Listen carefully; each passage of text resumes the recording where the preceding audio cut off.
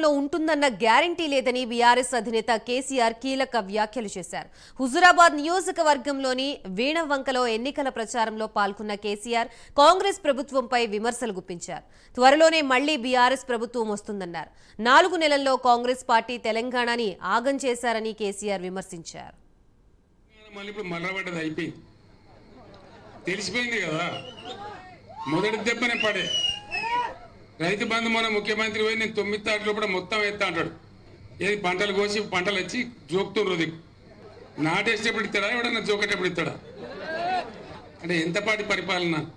ఇంత జల్దీ 4-5 నెలల్లోనే ప్రజల నుంచి ఇంత వ్యతిరేకత కొనుక్కున్న ఈ ప్రభుత్వం కొసముట్టే ప్రభుత్వం కాదు. రెండవది 100% నేను మీకు చెప్తా ఉన్నా, మీరు నా మాట మీద విశ్వాసం ఉంచండి.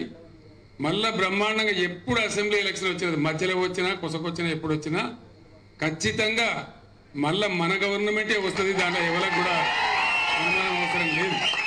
100% వస్తుంది. మనం పనిచేసేది బాకీ ఉన్నది, ఇంకా చాలా మంచి జరగాల్సిన అవసరం ఉన్నది. 365 రోజులు నీళ్లు రావాల్సిన అవసరం ఉన్నది. నాకు 2 విషయాలు మీరు మామూలుగా చిన్న ముచ్చట, 9 ఏళ్ళు బ్రహ్మాండంగా వచ్చిన కరెంటు ఎందుకు వస్తలేదు?